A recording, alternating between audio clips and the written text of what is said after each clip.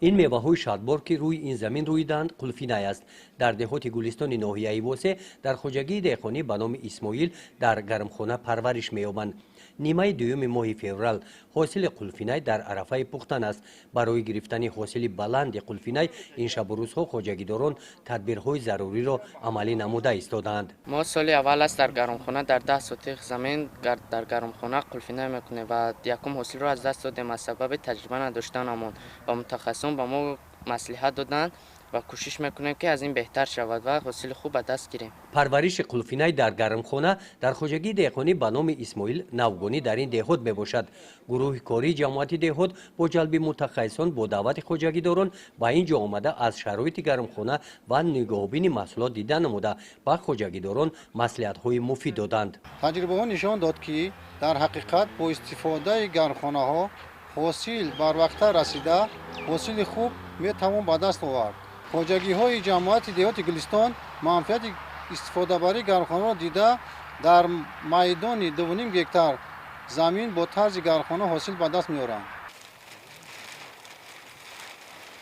در خواجگی دهقانی به نام اسماعیل از گرمخانه به طور وسیع استفاده می نمایند. در پهلوی این گرمخانه در گرمخانه دیگر خواجگیداران کوچت پامیدار پرورش نمودند. این نیالهای در قوطی ها رویده روزهای نزدیک به بیرون برآورده شده شنانیده می شوند.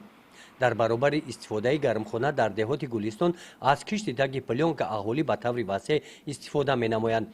در قطعه زمین نزد حولگی منزلی استقامتی ساکن دهه گلستان خواجه نظر تقویف کارتوشکا تگ پلیونک پرورش می یابد.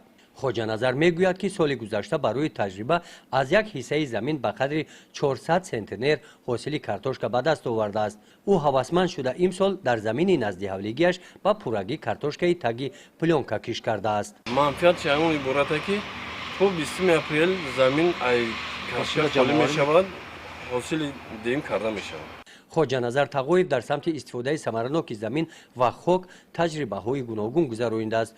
او هر یک وجب زمین نزد حولگیش را عاقلانه استفاده کرده است. حتی داخل پایه های ستون های آهنی تاگزار چایلابی را خاک پر کرده نخود و بادرین کاریده است. گزارش خواجه نظریف خدای نظر ظهوروف از ناحیه واسه برای برنامه اطلاعاتی نوید.